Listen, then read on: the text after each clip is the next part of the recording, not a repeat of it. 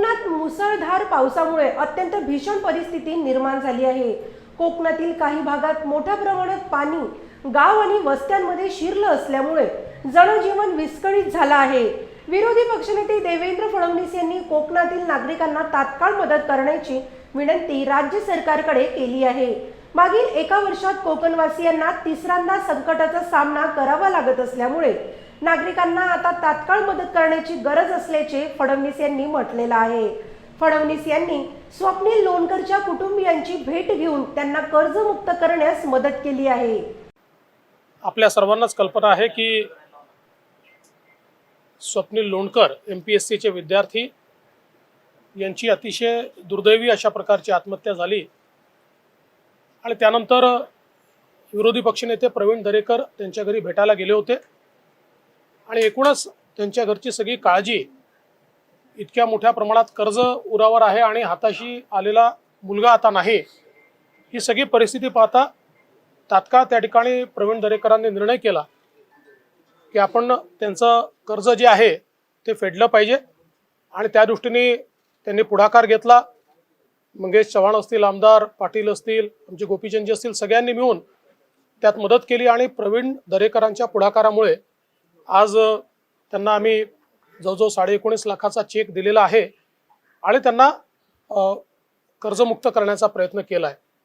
आम्ही त्यांना हेही आश्वस्त केलं आहे की भविष्यात त्यांच्या कुटुंबाच्या पाठीशी भारतीय जनता पार्टी निश्चितपणे उभी राहील आणि आमचा प्रयत्न असेल की भविष्यात दुसरा स्वप्नील लोणकर होऊ नये या दृष्टीने आपल्याला काय कारवाई करता येईल याकरताही भारतीय जनता पार्टी कमिटेड आहे। कोकणात मुसळधार पावसाचा फटका बसलाय, अनेक गावांचा संपर्क तुटलाय आणि मदतही मिळत नाही लोकांना। अतिशय भीषण परिस्थिती कोकणातली पाहायला मिळते आहे। विशेषतः आता माध्यमातून जे काही बघायला मिळालं त्याच्यामध्ये आता साधारणपणे या वर्षभरातला तिसरा फटका आहे आणि भीषण अशा प्रकारची परिस्थिती आहे।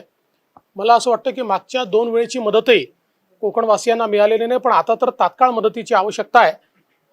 सरकारने त्यात लक्ष द्यावं आणि जेवढ्या टीम्स पूल करण्याची आवश्यकता असतील, जेवढे त्या ठिकाणी उपाययोजना करण्याची आवश्यकता असेल त्या सर्व उपाययोजना तात्काळ सरकारने कराव्या अशी आमची विनंती आहे। हिंदी में जानना चाहेंगे देवेंद्र जी, जिस तरीके से स्वप्निल लोणकर को आप लोगों ने मदद की और जिस बैंक का कर्ज माफ कर रहे हैं, बताया जा रहा है वो बैंक कहीं कहीं शिवसेना का है या फिर सरकार को जो चीज करनी थी वो नहीं कर पा रहा। देखिए, स्वप्निल लोणकर MPSC के विद्यार्थी थे और वो MPSC पास हुए थे, लेकिन इंटरव्यू नहीं होता इसके फ्रस्ट्रेशन में उन्होंने आत्महत्या की। और जब प्रवीण दरेकर जी हमारे विपक्ष के नेता उनके घर मिलने के लिए गए तो उस समय उनकी परिस्थिति को देखने के बाद उनके ध्यान में आया कि घर कर्जे में डूबा है, क्योंकि स्वप्निल तो अभी 6 महीने में नौकरी पर लगेगा तो सारा कर्जा हम चुकाएंगे, इस हिसाब से लिया हुआ वो कर्जा था। और इसलिए वही उन्होंने ये निर्णय किया और हमारे कुछ और लोगों को साथ में लेकर आज उनके पिताजी को 19.5 लाख का चेक ये सौंपा हुआ है, उनको कर्जे से मुक्त करने की कोशिश की है। ये तो भारतीय जनता पार्टी ने निश्चित किया है, लेकिन हमारा उससे आगे बढ़कर ये मानना है कि कोई नया स्वप्निल लोणकर तैयार न हो, किसी को इस प्रकार से आत्महत्या की आवश्यकता न पड़े, इसके लिए भी हम लोग बड़े पैमाने पर प्रयास करने वाले। जहाँ तक पथसंस्था का संबंध है, अब किस पार्टी से संबंध है वगैरह ये कहकर मैं उसको कोई रंग नहीं देना चाहता। ये जरूर होता कि अगर पथसंस्था के लोग भी थोड़ी मदद करते तो शायद ये बोझा कम होता, लेकिन ठीक है, कोई उसमें हमारा प्रॉब्लम नहीं है। निश्चित रूप से मैं दरेकर जी का बहुत बहुत अभिनंदन करना चाहता हूँ। महाराष्ट्र में जिस तरीके से बाढ़ की परिस्थिति है, खासकर कई जिले बुरी तरीके से प्रभावित हैं, उसको देखिए, विशेष रूप से कोकण में बहुत बड़े पैमाने पर बारिश के कारण बाढ़ की परिस्थिति है, बहुत नुकसान हो रहा है। और पिछले 1 साल में कोकण के ऊपर एक प्रकार से तीसरा आघात है, तीसरी बार इस प्रकार की परिस्थिति कोकण में हो रही है। पिछले 2 बार भी कोकण को ठीक से मदद नहीं मिल पाई है। अभी तो हमारा मानना यह है कि तुरंत जो रेस्क्यू ऑपरेशंस है या अभी जो संपर्क टूट रहा है उस संपर्क को बनाने की दृष्टि से जो तुरंत करने की चीज है वो सरकार तुरंत करे और उसके बाद लोगों को मदद करने की कोशिश करे। सर, मराठीमध्ये एक आता मदत दिली आहे, खरं तर मुख्यमंत्री मदत देणं अपेक्षित होतं, सरकारने गोष्ट करणं अपेक्षित होतं, ना भेटी झाल्या ना मदत पोहोचली आणि आता जी माहिती कळते की एक संलग्न त्याच पक्षाची देखील ही संस्था आहे. काय बघताय तुम्ही? मदत तर केली पण तात्काळ होणं अपेक्षित होतं. नाही, मदत तात्काळ व्हायलाच पाहिजे होती. मला जरा त्या दिवशी हाऊसमध्ये देखील आश्चर्य वाटलं की आम्ही मागणी केल्यानंतर पहिल्यांदा तर सरकारने त्या संदर्भात कुठली घोषणाच केली नाही. मग नंतर घोषणा केली उचित मदत केली जाईल. अशा परिस्थितीमध्ये संवेदना कशात असते? सरकार आहोत आपण, 24/6 36/6 देखील मदत सरकारला देता येते. यापूर्वी आपण दिली आहे, त्यामुळे ती मदत तर मिळालीच नाही. आणि ज्याचा आपण उल्लेख केला, मला देखील अशी माहिती मिळाली आहे की पतसंस्था कुठल्या तरी पक्षाशी संलग्नित आहे. मला त्याच्यामध्ये जायचं नाही.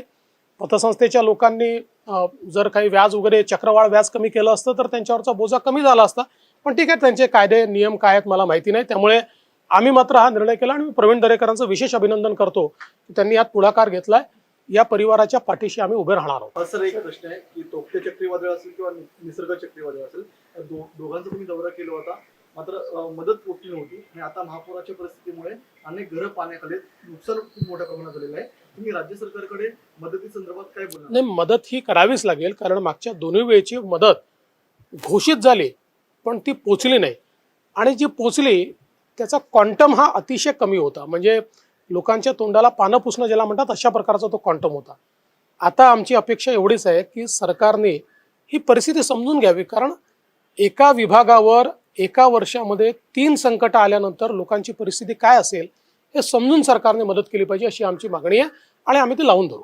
सर, विजय कुमार समिति ने जो रिकमेंडेशन दी है कि जगदीश शिवा की तकरीबन 1000 कार्यों की जांच की जाए, ये देखिए, इसमें से 650 कार्यों की जांच जब हमारी सरकार थी उसी समय हमने दे दिए थे.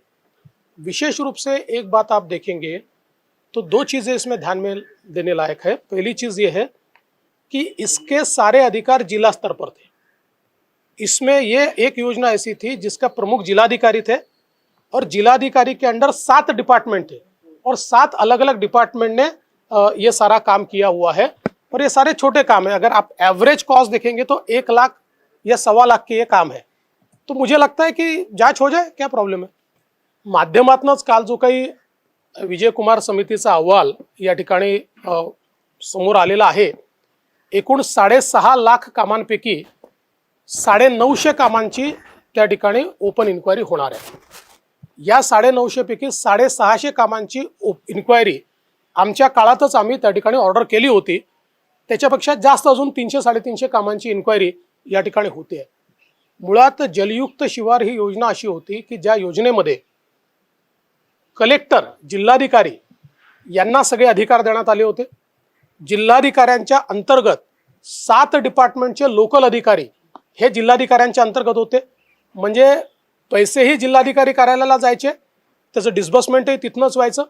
आणि या 7 वेगवेगळ्या, म्हणजे कृषी विभाग असेल, जलसंधारण विभाग असेल, ग्रामविकास विभाग असेल, लघु पाटबंधारे असेल, जिल्हा परिषदा असतील, अशा 7 विभागांमध्ये वेगवेगळ्या हे काम व्हायचं. त्यामुळे या संदर्भात जी काही चौकशी करायची असेल सरकारने निश्चितपणे ती करावी. कारण आम्ही देखील, मी स्वतः हाऊसमध्ये सांगितलं होतं की 650 तक्रारी आमच्याकडे आहेत आणि त्याची आम्ही चौकशी करणार आहोत. आणि मला असं वाटतं की 6.5 लाख कामांमध्ये 950 कामांची तक्रार किंवा त्या संदर्भातली चौकशी ती होऊ नये हे तर खरं आहे. पण मला असं वाटतं की साधारण आपले स्टँडर्ड्स पाहिल्यानंतर मला असं वाटतं की ती फार मोठी नाही आहे. तथापि तेवढ्याही चुका होऊ नयेत या मताचा मी आहे. त्यामुळे कुठे जर चूक झाली असेल तर त्याची चौकशी करायला काही अडचणच नाही.